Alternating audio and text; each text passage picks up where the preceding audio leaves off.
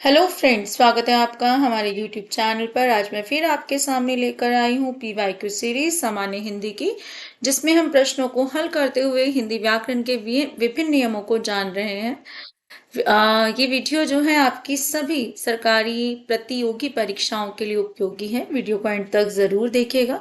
सबसे पहला प्रश्न है हमारे सामने, जेते तुम तारे तेते नभ में तारे हैं, पंक्ति में कौन सा अलंकार है। तो दोस्तों, यहाँ पर जो है अलंकार क्या है। अलंकार का काम होता है काव्य की शोभा बढ़ाना, यानी कि शब्दों के माध्यम से या अर्थ के माध्यम से। यहाँ पर हमें जो है शब्दों के माध्यम से जो है शोभा दिखाई दे रही है। कैसे? जैसे तारे और तारे, यहाँ पर एक ही शब्द दो बार आया है और दोनों बार इसका अर्थ अलग है। जैसे जितना तुमने तारा, तारा मतलब उद्धार किया, कहते हैं ना पार लगाना, किसी का जीवन का उद्धार कर देना। तेते, उतने नभ में ना तारे हैं। उतने तो नभ में तारे भी नहीं है। तारे मतलब हमारे नक्षत्र है ना। उतने तो नभ में तारे भी नहीं है जितना उद्धार तुमने कर दिया। तो यहाँ पर ऐसी स्थिति में जब एक ही शब्द की पुनरावृत्ति एक से अधिक बार हो और उसका अर्थ हर बार अलग हो, तो वहां पर कौन सा अलंकार होता है? यमक अलंकार होता है। इसी का विपरीत श्लेष अलंकार होता है, जिसमें शब्द एक ही आता है लेकिन उसके कई भिन्न अर्थ निकल सकते हैं। यानी कि एक ही शब्द में जो है क्या हो सकते हैं? कई अर्थ चिपके हो सकते हैं। अगला प्रश्न है हमारे सामने, छंद में कम से कम कितने चरण होते हैं? चरण मतलब पद है ना, हिस्से होते हैं। तो छंद में कम से कम 4 हिस्से होते हैं, ये हमें याद कर लेना है। ठीक। अगला प्रश्न है हमारे सामने, उपयुक्त शब्द से वाक्य पूर्ण करें। पशुओं का झुंड चारों ओर पानी की डैश में घूम रहा था। ठीक है। अब यहाँ पर जो है पशुओं का झुंड चारों ओर पानी की डैश में घूम रहा था। 4 हमारे पास यहाँ पर विकल्प है। पहला है तलाश, दूसरा तृष्णा, इच्छा, चाह। तलाश का अर्थ होता है खोज करना। जब हमें कोई चीज नहीं मिल रही होती तो हम क्या करते हैं? उसकी खोज करते हैं। तृष्णा का अर्थ होता है ऐसी इच्छा जिसमें लालच हो, यानी कि उसमें अधिकाधिक पाने की इच्छा को हम क्या कहते हैं? तृष्णा। इच्छा का अर्थ है सामान्य चाह, यानी कि सामान्य हमारी विश वो कैसी भी हो सकती है, पूरी हो ना हो। उसके बाद है चाह। चाह मतलब इच्छा का ही पर्यायवाची है। तो यहाँ पर जो है हमारे पास जो विकल्प रिक्त स्थान है उसमें देखा जाए तो पशुओं का झुंड क्या कर रहा होगा? उनके पास पानी तो है नहीं कि उन्हें अधिकाधिक पीने की चाह हो, और ये उनकी कोई ऐसी इच्छा भी नहीं है। इच्छा तो वो क्या कर रहे हैं? वो तलाश कर रहे हैं पानी की, क्योंकि उन्हें अपनी प्यास बुझानी है। उन्हें अपनी प्यास बुझानी है, इसलिए वो क्या कर रहे हैं? तलाश कर रहे हैं। तो सही विकल्प होगा हमारा तलाश। अगला प्रश्न है, उपयुक्त क्रिया का चयन करके वाक्य में रिक्त स्थान की पूर्ति करें। जो हमारे पास प्रश्न है वो क्या है? भूखी भिखारिन कूड़े में पड़ी झूठी पत्तलों को डैश लगी। भिखारिन है और जो है झूठी पत्तलें उसे दिखी, तो 4 विकल्पों में से देखना है कि उसने क्या किया होगा। निगलने लगी, तो निगल तो कोई नहीं सकता पत्तलों को। चटकारने लगी, चटकारना मारना मतलब जैसे मुंह से आवाज, हाजमूला की ऐड देखी थी ना आपने, चटकारा आ जाता है मुंह में, है ना। और चाटने लगी मतलब चाटना, और खाना मतलब पूरी तरह खाना। तो पत्तलों को कोई खाएगा नहीं, निगलेगा नहीं। चटकारा मारना केवल एक मुख की आवाज है। तो सही विकल्प क्या होगा हमारा? सही विकल्प होगा कि चाटना, यानी कि बचा खुचा जो खाना उस पर लगा है उसे चाट कर अपने मन को बहला रही थी। 5वां प्रश्न है हमारे सामने, वर्तमान में सूचना प्रौद्योगिकी का बोलबाला है रेखांकित अंश को प्रतिस्थापित। रेखांकित मतलब जिसको रेखा से अंडरलाइन किया गया, उसको प्रतिस्थापित, प्रतिस्थापित मतलब उसको बदलने के लिए कौन सा विकल्प सबसे उचित है? ठीक है। तो यहाँ पर 4 विकल्प दिए गए हैं हमारे सामने। सबसे पहला है हमारे पास विकल्प जो है वो क्या है? तासीर गर्म होना। अगला है हाथ गर्म होना। उससे अगला है मुट्ठी गर्म होना। ठीक है। उससे अगला है बाजार गर्म होना। तो पहले जो है, यहाँ पर पहले विकल्प की बात करें तो तासीर गर्म होना का अर्थ होता है किसी चीज का असर गर्म होना। जैसे हम सूखे मेवे खाएं तो जो वो क्या होता है, उनकी तासीर गर्म होती है, वो गर्मी पैदा करते हैं शरीर में। तो एक साधारण सी बात है। ठीक है। हाथ गर्म होना, हाथ गर्म तो नॉर्मल सी बात है, जैसे हम हाथ गर्म करें अपने। मुट्ठी गर्म करना एक मुहावरा है जिसका अर्थ होता है रिश्वत देना, और बाजार गर्म होना का उदाहरण जो ये भी एक मुहावरा है जिसका अर्थ होता है बाजार में तेजी आना, किसी चीज को लेकर तेजी आना।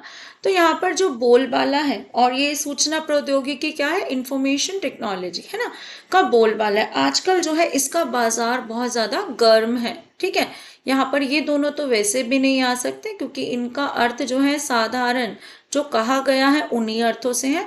मुट्ठी गर्म होना मुहावरा यहाँ रिश्वत के अर्थ में प्रयोग नहीं किया जा सकता, तो सही विकल्प क्या है, बाजार गर्म होना।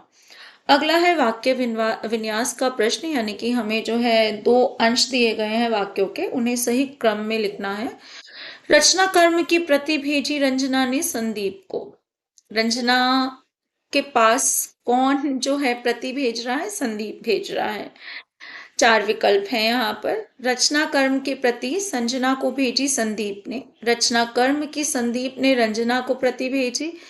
अब यहाँ पर अगला विकल्प है संदीप ने रंजना को रचना कर्म की प्रति भेजी और संदीप ने रंजना को प्रति भेजी रचना कर्म की। मैंने आपको पिछली भी कई कक्षाओं में बताया है कि अंत जो है क्रिया से होना चाहिए, तो यहाँ पर तो है कारक चिन्हों से हो रहा है, तो ये जो है ये वाले विकल्प जो पहला और चौथा विकल्प तो ठीक है नहीं। अब बाकी बचे दो विकल्प देखें तो इन दोनों विकल्प में कर्ता पहले आना चाहिए, काम करने वाला हमेशा पहले आता है। तो काम करने वाले के लिए जो है कर्ता का विभक्ति चिन्ह ने लगा होता है साथ में, है ना। अगर हम इस तरीके से देखें तो हमारा तीसरा विकल्प यहाँ पर सही बन रहा है कि संदीप ने रंजना को रचना कर्म की प्रति भेजी। प्रति मतलब एक फोटोकॉपी कह सकते हैं। ठीक, अगला प्रश्न है हमारे सामने, उचित शब्द चुनकर वाक्य में रिक्त स्थान की पूर्ति करें। दिया जाना सरकारी योजनाओं को ढंग से चलाने के लिए डैश दिया जाना चाहिए। ठीक है, अब यहाँ पर जो है प्रश्न है सरकारी योजनाओं को ढंग से चलाने के लिए डैश दिया जाना चाहिए। क्या दिया जाना चाहिए, प्रेरणा दी जानी चाहिए। ठीक है, प्रेरणा भी हो सकता है कि प्रेरणा मिले।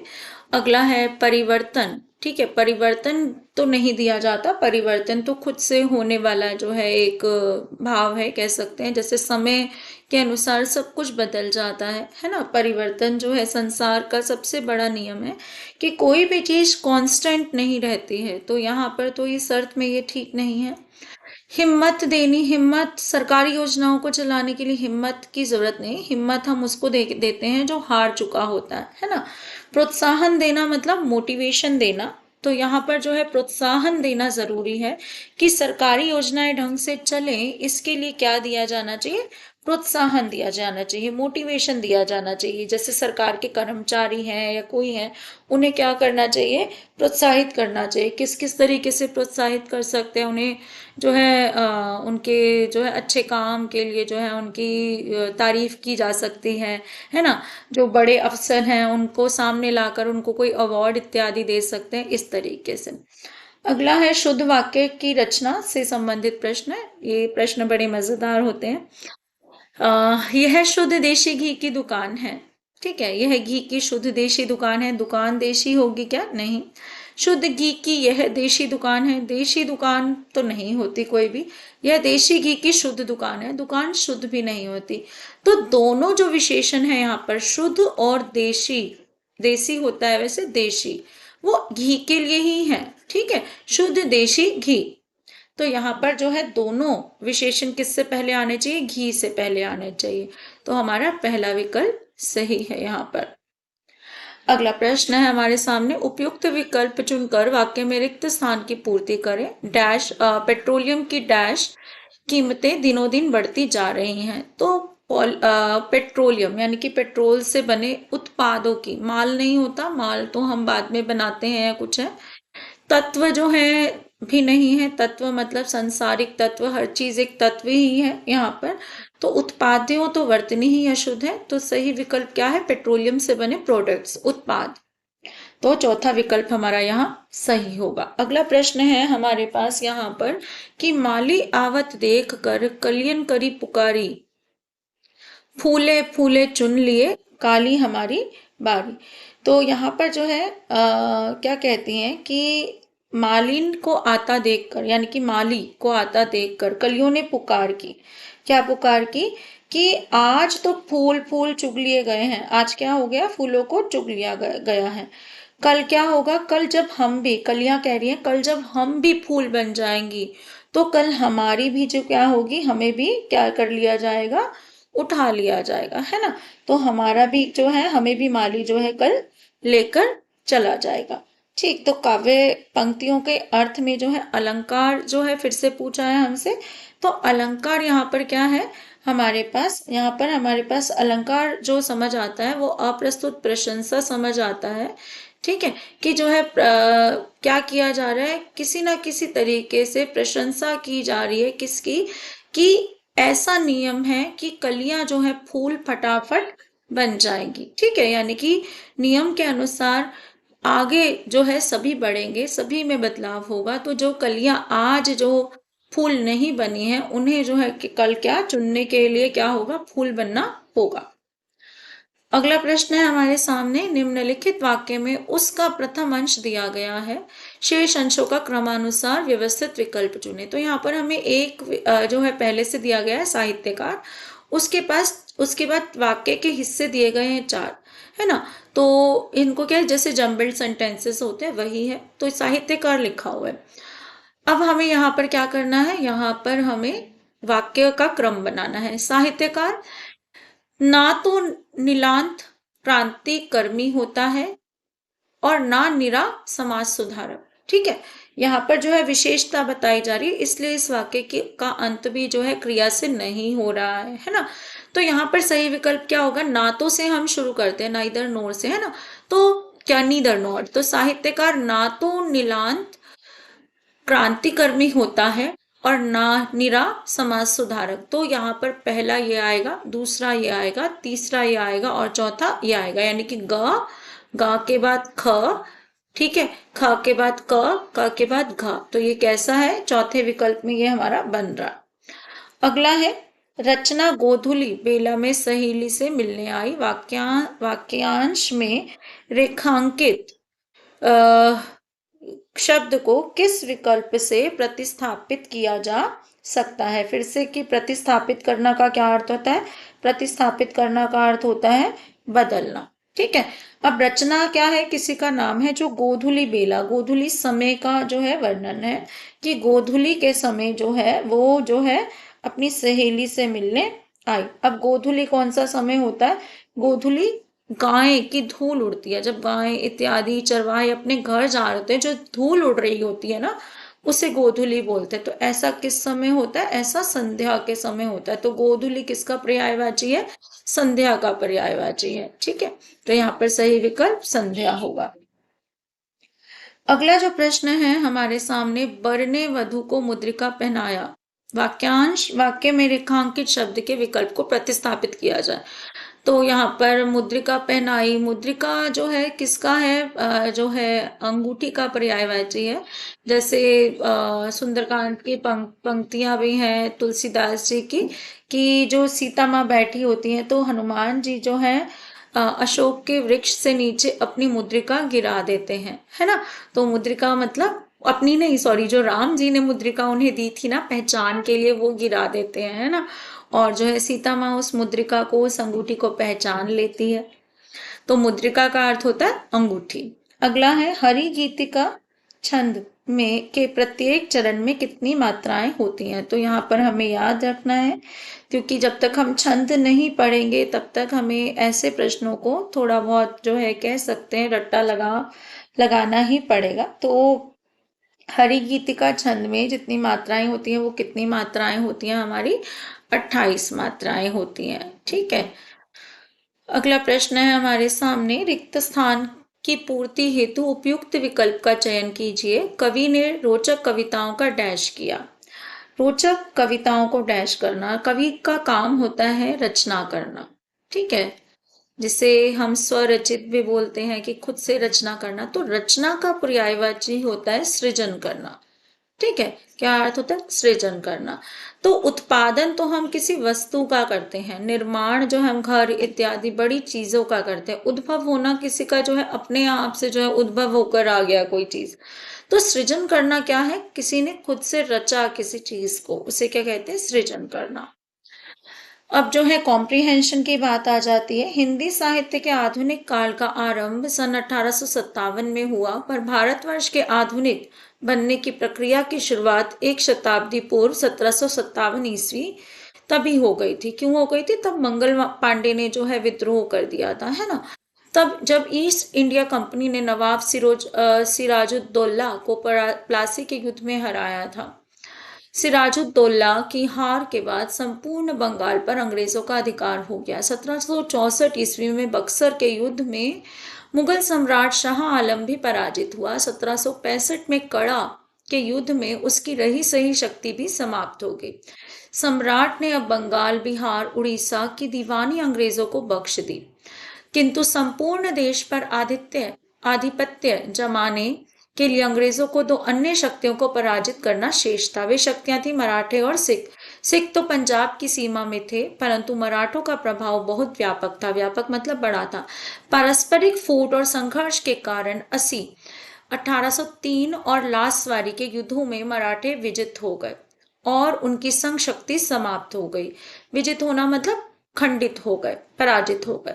1849 में सिखों को पराजित करने के बाद संपूर्ण देश अंग्रेजों के अधीन हो गया था। 1856 में अवध भी अंग्रेजी राज्य में सम्मिलित कर लिया गया। अंग्रेजों की नीतियों से असंतुष्ट देशी राजाओं ने एकजुट होकर 1857 में व्यापक स्तर पर विद्रोह किया। फलस्वरूप ईस्ट इंडिया कंपनी समाप्त कर दी गई और भारतवर्ष ब्रिटिश साम्राज्य का उपनिवेश बन गया।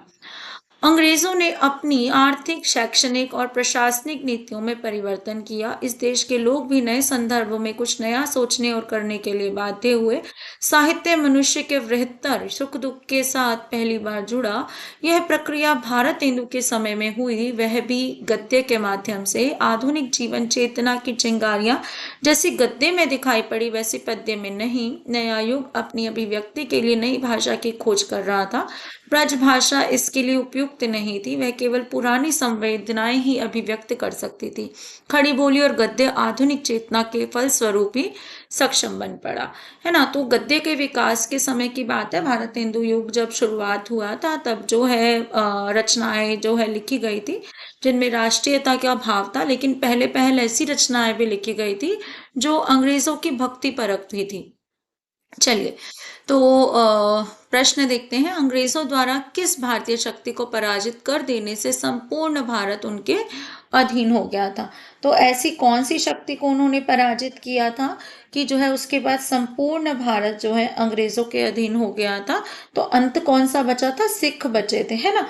तो सिखों को जब जो है उन्होंने पराजित किया तो सब संपूर्ण भारत जो है उनके अधीन आ गया। सक्षम का विलोम क्या होता है? सक्षम का विलोम जो है वैसे तो असक्षम भी होता है, लेकिन यहाँ पर जो है अक्षम जो है सबसे उचित विकल्प है। अवसक्षम कोई शब्द नहीं है, विसक्षम भी नहीं है। वी जो है वैसे भी विशेष क्षमता के लिए इस्तेमाल होता है। वी उपसर्ग विशेष क्षमता के लिए इस्तेमाल हो रहा है यहाँ पर। जैसे विज्ञान अगर हम लिखते हैं तो वी विशेष ज्ञान को हम विज्ञान बोलते हैं, ठीक है। तो वी उपसर्ग तो नहीं है। तो असक्षम और या अक्षम, तो सही विकल्प जो है अक्षम है। इसका प्रयोग हम कम करते हैं, कर भी सकते हैं। अगला है 1857 की क्रांति में भारतवर्ष को निम्न में से किस रूप में प्रभावित नहीं किया गया? तो 1857 के विद्रोह में महारानी ने भारतीय राजाओं को अपना प्रतिनिधि बनाकर सत्ता सौंप दी। अंग्रेजों ने अपनी नीतियों में परिवर्तन किया। ईस्ट इंडिया कंपनी समाप्त कर दी गई। भारत ब्रिटिश साम्राज्य का उपनिवेश बन गया। तो हमने पहला वाला जो है कहीं नहीं पढ़ा गद्यांश में, महारानी विक्टोरिया इत्यादि के बारे में हमने गद्यांश में नहीं पढ़ा। तो पहला विकल्प हमारा ये है। प्लासी का युद्ध कब लड़ा गया था? तो प्लासी का युद्ध जो है कब लड़ा गया था? 1757 में, ठीक है, 1757 में। अगला प्रश्न है 1857 की क्रांति के पश्चात भारतीय हिंदी साहित्य के संदर्भ में निम्न में से क्या असत्य है? तो क्या असत्य है? सत्य ने ये पूछा है, झूठ कौन सा है? तो सबसे पहले वृहद स्तर पर गद्य लेखन आरंभ हुआ, बिल्कुल भारतेंदु युग की शुरुआत हुई, गद्य में रचनाएं लिखी जाने लगी। साहित्य मनुष्य के सुख दुख के साथ पहली बार जुड़ा, बिल्कुल ठीक। खड़ी बोली जो है गद्य की भाषा बनी, ये हम अगर ये गद्यांश ना भी पढ़ते तो भी हमें याद रहता। ब्रज भाषा आधुनिक बोध को प्रस्तुत करने का माध्यम बनी, बिल्कुल नहीं। अगर ये जर्नली भी प्रश्न आता है कि भारतेंदु युग में कौन सी भाषा का बोलबाला था, तो वो खड़ी बोली था। ब्रज भाषा जो है काव्य की भाषा मुख्य रूप से है, लेकिन गद्य की भाषा ब्रज भाषा अभी तक नहीं बन पाई है। ठीक है, तो एंड करते हैं इस वीडियो को। वीडियो अच्छा लगा हो तो चैनल को लाइक शेयर सब्सक्राइब करना ना भूले। अगली क्लास में फिर हाजिर होंगी आपके साथ नए टॉपिक्स नए प्रश्नों को लेकर। बाय।